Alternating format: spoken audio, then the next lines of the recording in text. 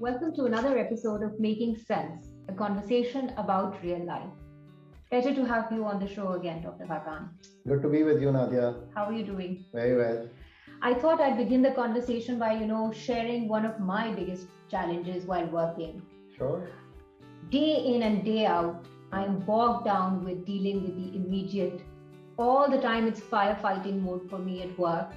Somehow or the other, when you want to do things that would make a real impact, one doesn't find the time. What has your experience been?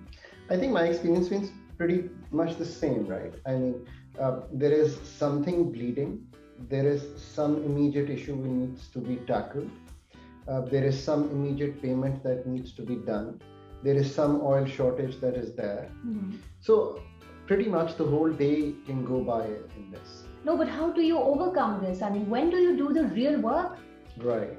So, real thinking is about, I think, everyone trying to figure out what the key issues are to solve the structural issues of Pakistan. Structural issues, another term that I come across day in and day out. Structural issues, fundamental issues. What are these fundamental issues?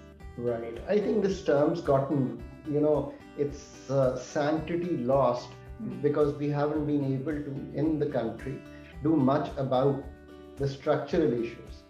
Abhi, you can see the recent growth that took place 3.9% in FY21, and we were hoping for a better growth in FY22. Right. And again, you've seen the current account blow up, you've seen the inflation blow up. So you've seen that the macro economic data has not been supportive of growth. And again, contractionary policies have to be done. But does it have to do with the fact that we're always sort of focused on the immediate term as opposed to the long-term initiatives or the structural, reforms that need to be undertaken? So it's absolutely that. Mm-hmm. Doing the changes on the periphery or trying to do price monitoring is not going to solve our fundamental issues. So fundamental issues are the one which create the wound. What is going on inside the body. So if you look at Pakistan, for example, one of the reasons your budget current expenditure is increasing is that your pensions, which only stood at 250 billion rupees just about 5 years ago, are currently at 500 billion rupees. That's huge. Right? And this is just the federal I'm talking about. If you add the provincial, it gives a different flavor altogether. Have we, in these years, tried to move to a pay-as-you-go kind of a pension reform? We haven't.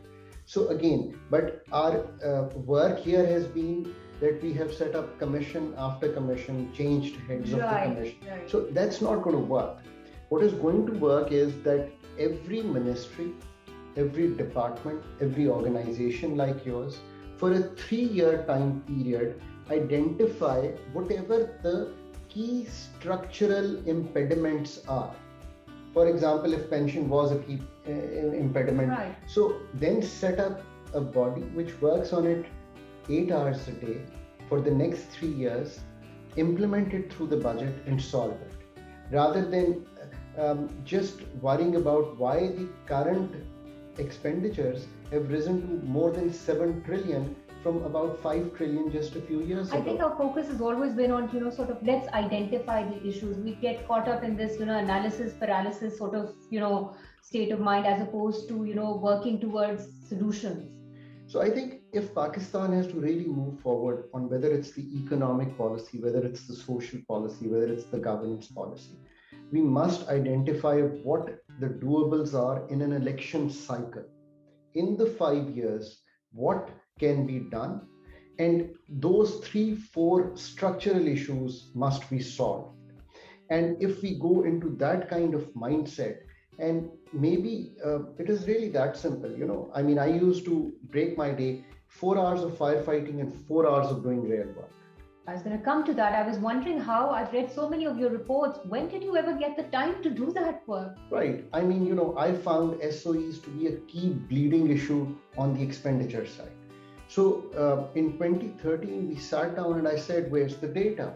And we couldn't find the data. So in 2013, we came up with the first report.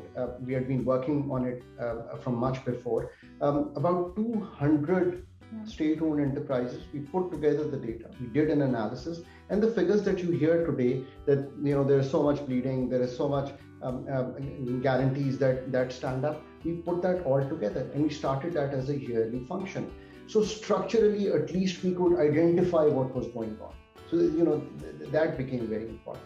But again, I think we really need to make a paradigm shift. We need to break away from the symptomatic dealing into the dealing of the surgery that is needed to. And before you ask me anything else or we discuss anything else, this surgery, I'm sorry, has to be done by the local doctors.